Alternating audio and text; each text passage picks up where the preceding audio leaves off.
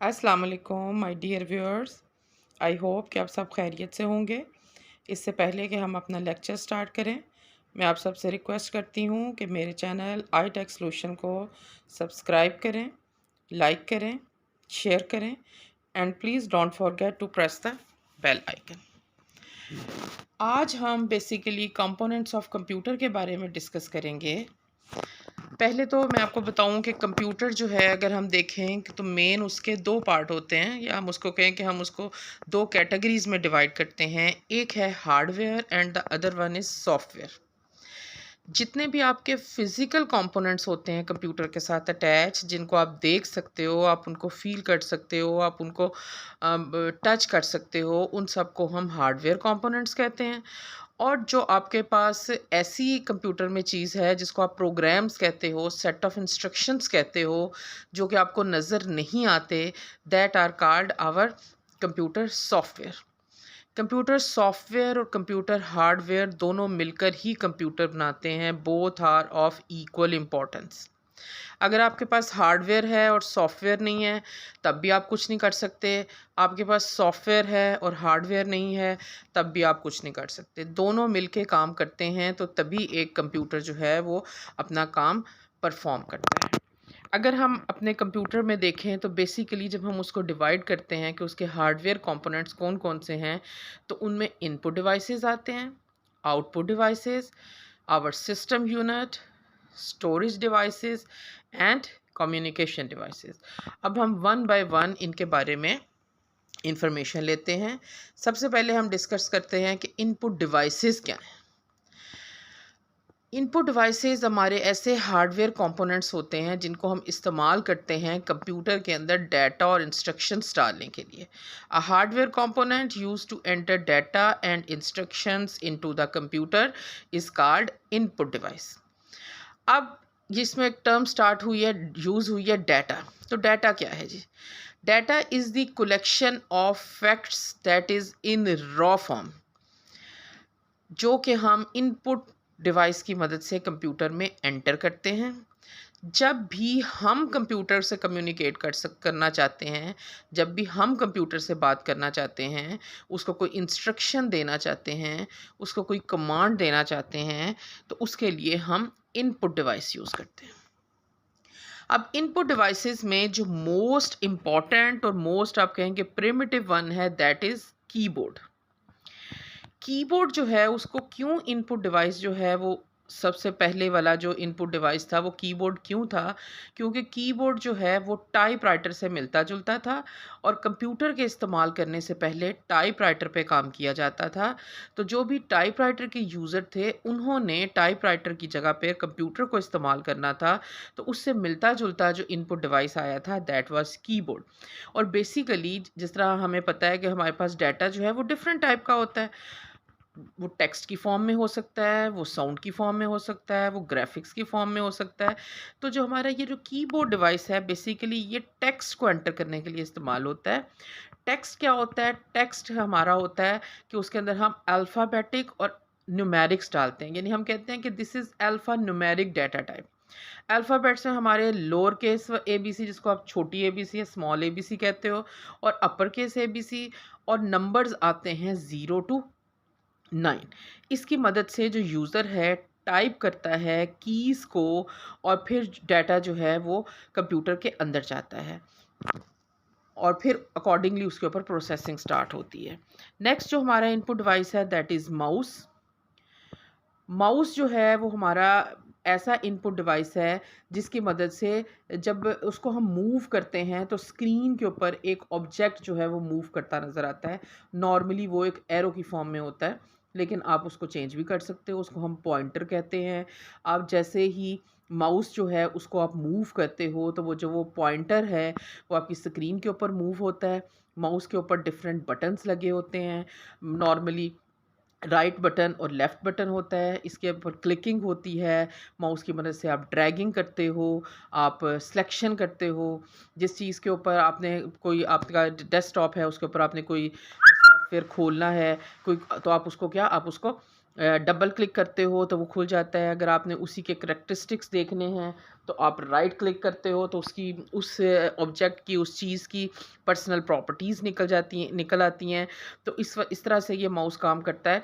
Different types of mouse हैं। Normally mouse के नीचे बॉल होता है, उसको मूव करने के लिए आपके पास एक सरफेस होती है। आप उसके लिए माउस पैड यूज़ कर सकते हो।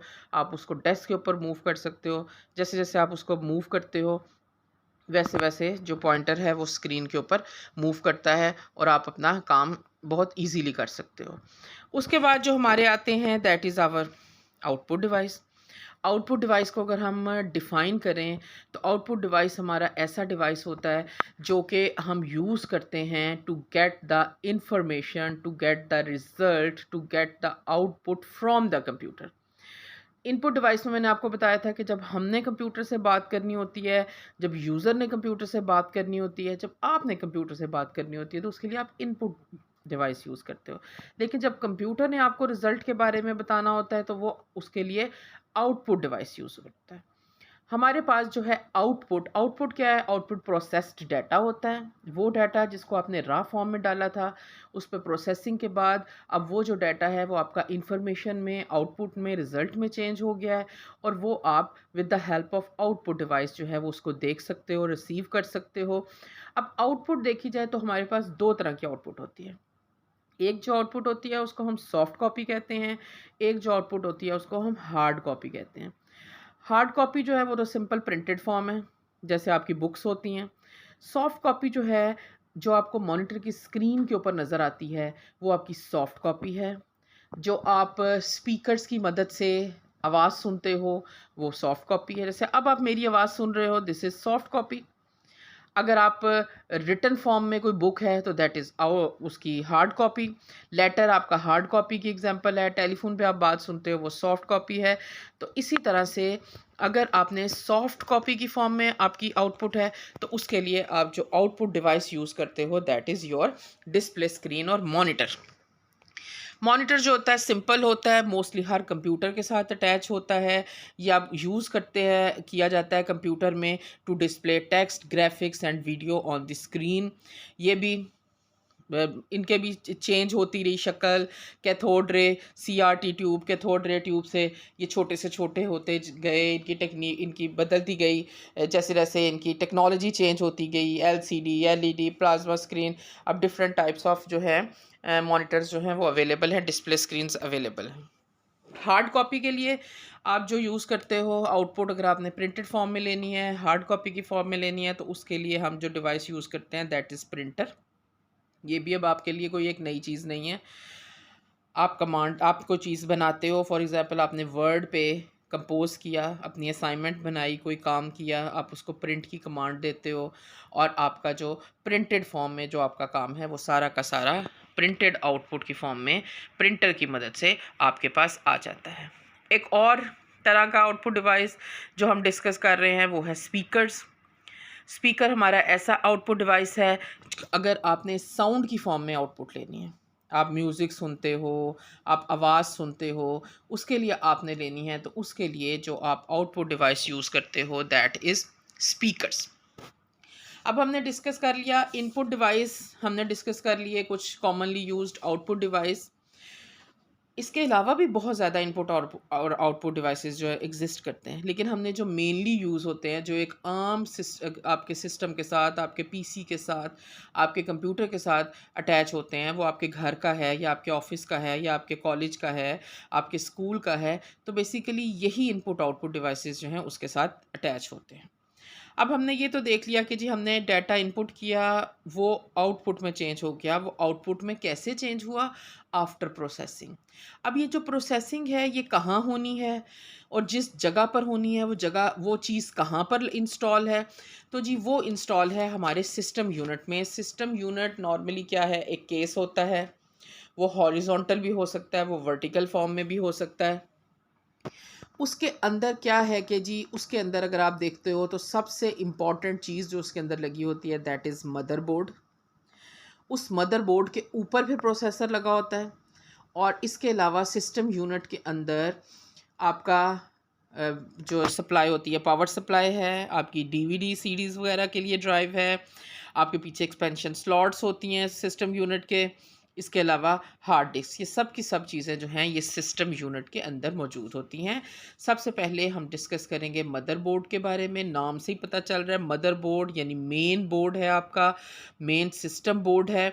और जितने भी आपके डिवाइसेस हैं वो आपके आपके hardware devices, either those are installed inside the system unit, inside the box, या बाहर से वो अटैच हैं जिनको हम पेरिफेरल डिवाइसेस कहते हैं। आपके माउस हो गया, कीबोर्ड हो गया, ये सब के सब आपकी power supply, each and everything, उस सब का कनेक्शन अगर आपके मदरबोर्ड के साथ होगा तभी आपका वो जो डिवाइस है वो काम करेगा, अदरवाइज वो काम नहीं करेगा। बेसिकली ये जो मदरबोर्ड है it is the communication medium for the entire computer system, यानी सब के सब कंप्यूटर सिस्टम के अंदर मौजूद चीज़ें इसके साथ जुड़ी होंगी तो वो काम करेंगी।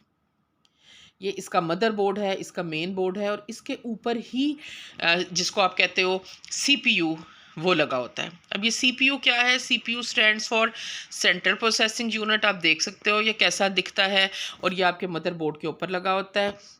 इसको हम ब्रेन ऑफ द कंप्यूटर भी कहते हैं। दो पार्ट होते हैं इसके, one is ALU arithmetic logic unit and the other is CU control unit. Actual जो प्रोसेसिंग है वो सारी की सारी ALU में होती है, क्योंकि कंप्यूटर कोई भी काम कर रहा है बैक एंड पे, या वो अरिथमेटिक ऑपरेशंस हो रहे हैं या वो लॉजिकल ऑपरेशंस हो रहे हैं।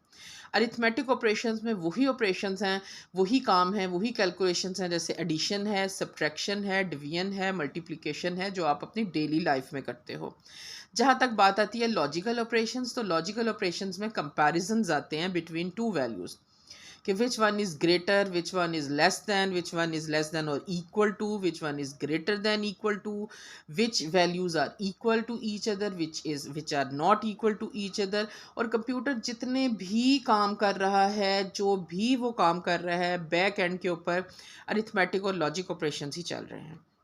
और CU जो है, CU कंट्रोल यूनिट है, सारे के सारे जो काम हैं उनको कोऑर्डिनेट कर रहा है और उनको कंट्रोल कर रहा है। इसके बाद जो सिस्टम यूनिट के अंदर और आपके मदरबोर्ड के ऊपर जो चीज़ लगी होती है दैट इज़ मेमोरी। मेमोरी एक ऐसा हार्डवेयर कंपोनेंट होता है जो स्टोर करता है डाटा को और इंस्ट्रक्शन को, और टेम्पोरेरीली आप कह सकते हो करता है। उसकी स्टोरेज कैपेसिटी बहुत कम होती है, बहुत ज़्यादा ये इंस्ट्रक्शंस या इंफॉर्मेशन या डाटा स्टोर नहीं करता। अब इसमें भी अगर देखा जाए तो मेमोरी में दो आती हैं, रैम आती है और रोम होती है। रोम को हम बेसिकली परमानेंट ही कहते हैं कि ये रीड ओनली मेमोरी है, और इसके अंदर at the time of manufacturing जो फर्म है वो इंस्ट्रक्शन इसमें स्टोर कर देती है और वही स्टोर रहती है, और हम इसको चेंज नहीं करते नॉर्मली। और जो रैम है, रैम हमारी रैंडम एक्सेस मेमोरी है, ये वोलाटाइल मेमोरी है, ये नॉन परमानेंट मेमोरी है। वोलाटाइल मेमोरी क्या मेमोरी है? कि ऐसी मेमोरी के जिसके अंदर कोई इंस्ट्रक्शंस पड़ी हुई हैं, जैसे ही किसी भी वजह से उसकी पावर सप्लाई टूटती है, लाइट ऑफ हो गई है, स्विच ऑफ कर दिया आपने, किसी वजह से भी आपने कंप्यूटर शट डाउन कर दिया है, उसके अंदर जितनी भी इंस्ट्रक्शंस पड़ी होंगी वो सारी की सारी इंस्ट्रक्शंस जो हैं वो डिलीट हो जाएंगी, इसलिए हम उसको वोलाटाइल मेमोरी कहते हैं। ये रैंडम एक्सेस मेमोरी है, टेम्परेरी मेमोरी है यानी नॉन परमानेंट है, ये वोलाटाइल मेमोरी है। अब इस मेमोरी की इम्पोर्टेंस क्या है? आप इसको समझ लो कि जिस भी चीज़ ने प्रोसेसर में जाना है, प्रोसेसर से बाहर निकलना है, उसने इस रैम में से ही गुजरना है, इस रैम में ही रुकना है। यानी वो तमाम काम जो प्रोसेसर जिस वक्त कर रहा होता है, जो ऑपरेशन कर रहा होता है, उससे रिलेटेड इंस्ट्रक्शंस आपकी रैम में पड़ी होती हैं। उसके बाद जो वो रिज़ल्ट जनरेट करता है वो भी थोड़ी देर के लिए रैम में आता है, और उसके बाद फिर जहाँ पे आपने उसको सेव करना होता है आप उसको सेव कर लेते हो। आप इसको बिल्कुल ऐसे ही समझ सकते हो कि जी ये गेट है प्रोसेसर का। जिस चीज़ ने भी प्रोसेसर के अंदर जानी है इंस्ट्रक्शन, डाटा या जो भी काम, उसने पहले रैम में आना है, फिर उधर जाना है। इसी तरह ही जब काम ख़त्म हो गया, प्रोसेसिंग हो गई है, अब उसने आपके इसमें से प्रोसेसर से बाहर निकलना है, तब भी वो पहले रैम में आएगा और फिर उसके बाद वो जहाँ पे आपने उसको स्टोर करना है या डिस्प्ले करना है वो उसको करेगा।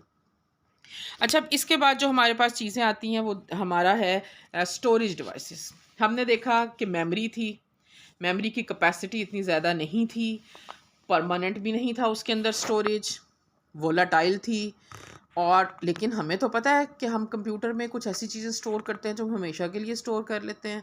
तो उसके लिए जो हमें डिवाइसेस ज़रूरत थी वो स्टोरेज डिवाइसेस हैं। ये ऐसे हार्डवेयर कंपोनेंट्स होते हैं जो को डाटा और इंस्ट्रक्शंस को परमानेंटली स्टोर करते हैं। आपने एक दफ़ा इसके अंदर चीज़ स्टोर कर ली, इसकी बेस्ट एग्जांपल आपकी हार्ड डिस्क है। जब तक आप खुद से उसको डिलीट नहीं करोगे, उसमें पड़ी चीज़ सेव रहेगी, वो डिलीट नहीं होगी। ये परमानेंट स्टोरेज होती है और इसकी कैपेसिटी आपकी मेन मेमोरी जिसको आप कहते हो उससे बहुत ज़्यादा होती है। और different types of storage devices हैं। आपकी सीडीज़ आ जाती हैं, फ्लॉपीज़ आ जाती हैं, यूएसबी आपकी ड्राइव्स हैं। ये सब के सब आपके स्टोरेज डिवाइस होते हैं। और इसके अंदर जो आपका कंप्यूटर स्टोरेज डिवाइस है आपकी चीज़ों को बहुत ही अच्छे तरीके से ऑर्गेनाइज करता है ताकि चीज़ों का रिट्रीवल जल्दी से हो सके और बहुत आसानी से हो सके। इसके बाद जी जो मोस्ट इम्पॉर्टेंट डिवाइस हैं वो हमारे कम्युनिकेशन डिवाइसेस हैं। आजकल इंफॉर्मेशन टेक्नोलॉजी की बात होती है कि इंफॉर्मेशन जो है वो जी नेटवर्किंग के थ्रू स्पीडीली एक से दूसरी जगह बहुत इजीली हम उसको मूव कर सकते हैं। तो उसके लिए जो मोस्ट इम्पॉर्टेंट डिवाइस है that is our communication device. ये हमारा एक ऐसा हार्डवेयर होता है जो कि हम यूज़ करते हैं कम्युनिकेशन के लिए और ये हमारे डाटा को और इन्फॉर्मेशन को दूसरे कंप्यूटर्स को भेजता है। उनके साथ हम कम्युनिकेशन करते हैं और वो जो सारे कंप्यूटर्स हैं वो आपस में इंटरकनेक्टेड होते हैं, तभी तो एक जगह से फाइल्स या इंफॉर्मेशन आप दूसरे कंप्यूटर पे सेंड कर सकते हो। और इसके लिए जो जो इम्पोर्टेंट डिवाइस है दैट इज़ कॉल्ड मॉडेम। वो मॉडेम कुछ एक्सटर्नल मॉडेम भी होते हैं, आपने अपने घरों में ऑब्ज़र्व किया होगा। और इसके अलावा आपको कंप्यूटर के जो सिस्टम यूनिट है उसके बैक एंड के ऊपर आपको एक छोटा सा एक नज़र आती है स्विच, जिसके अंदर आप अपना जो टेलीफोन होते हैं आपकी उसकी इंसर्ट करते हो, आप प्लग इन करते हो। तो उसको हम कहते हैं मॉडेम। मॉडेम क्या करता है? मॉडेम मॉड्यूलेशन भी करता है और डीमॉड्यूलेशन भी करता है। अब ये मॉड्यूलेशन और डीमॉड्यूलेशन क्या है और ये मॉडेम का क्या काम है? तो जब नेटवर्क बने थे, इंटरनेट हुआ था या कंप्यूटर के थ्रू कम्युनिकेशन स्टार्ट हुई थी, तो उससे पहले टेलीफोन लाइंस जो थी वो एग्जिस्ट करती थी। हमारा टेलीफोन सिस्टम जो था वर्किंग में था। तो उस वक्त इन्वेंटर्स ने ये कहा कि इसकी बजाय कि हम नई एक पूरी की पूरी नेटवर्किंग करें, केबलिंग करें, पूरी दुनिया को हम आपस में जोड़ें, तो क्यों ना जो अवेलेबल रिसोर्सेज हैं उनको हम यूज़ कर लें। अब जी जो अवेलेबल रिसोर्सेज थे वो तो बने थे एनालॉग डाटा के लिए, और हमारा कंप्यूटर जो सारे का सारा काम करता है वो तो डिजिटल में करता है। अब इस लड़ाई को ख़त्म करने के लिए क्या किया जी, एक हार्डवेयर डिवाइस बना लिया गया जो क्या करता था कि ज़रूरत पड़ने पर डिजिटल सिग्नल्स को एनालॉग में चेंज कर देता था। और जब एनालॉग को डिजिटल में सिग्नल में चेंज करने की ज़रूरत पड़ती थी तो वो भी ये काम कर लेता था। जब आपने मैसेज कंपोज किया, आपने उसको सेंड किया, आपका मैसेज जो था वो डिजिटल सिग्नल की फॉर्म में था। अब जाना गुज़रना इन्होंने कहाँ से है? टेलीफोन लाइन में से। अब आपका मॉडेम क्या करेगा कि डिजिटल को एनालॉग में चेंज कर लेगा और एनालॉग इजीली आपके जो अवेलेबल थी वायर्स टेलीफोन की उसमें से गुज़र गया। अब रिसीविंग एंड पे दोबारा कंप्यूटर है। अब उसको समझ आती है डिजिटल सिग्नल्स की। अब आपका मॉडेम क्या करेगा कि अब एनालॉग को दोबारा डिजिटल में चेंज कर देगा और फिर आप उसको इजीली कंप्यूटर जो है उसको अंडरस्टैंड कर लेगा और इस तरह से कम्युनिकेशन का प्रोसेस जो है वो कंप्लीट हो गया। तो आपके कम्युनिकेशन डिवाइस का यही काम है। और अब तो खैर अगर लोकल एरिया नेटवर्किंग की बात करते हो उसमें आप कहते हो कि मॉडेम कार्ड नहीं लगा हुआ हमें, वो इसलिए नहीं लगा होता कि उसके अंदर जो कम्युनिकेशन हम मीडिया यूज़ कर रहे हैं, जो हम वायर्स यूज़ कर रहे हैं, जो हम तारें यूज़ कर रहे हैं जिनके अंदर से हमारा सिग्नल गुजरता है, वो बनी ही इस तरह से होती हैं कि उसमें से डिजिटल सिग्नल गुजर सके, तो इसलिए इसकी ज़रूरत नहीं पड़ती। तो ये हमारे बेसिक कंप्यूटर के हार्डवेयर कंपोनेंट्स थे जिनके साथ मिलकर हमारा कंप्यूटर बनता है। आई होप कि आपने इन सब को अच्छी तरह से अंडरस्टैंड कर लिया होगा और आपको ये इन्फॉर्मेशन इंटरेस्टिंग भी लगी होगी और इससे आपके इल्म में इजाफ़ा भी हुआ होगा। अब तक के लिए इतना ही है। अगली दफ़ा इंशाल्लाह नए टॉपिक के साथ, नई वीडियो के साथ आपकी खिदमत में हाज़िर होंगी। उस वक्त तक के लिए अल्लाह हाफ़िज़।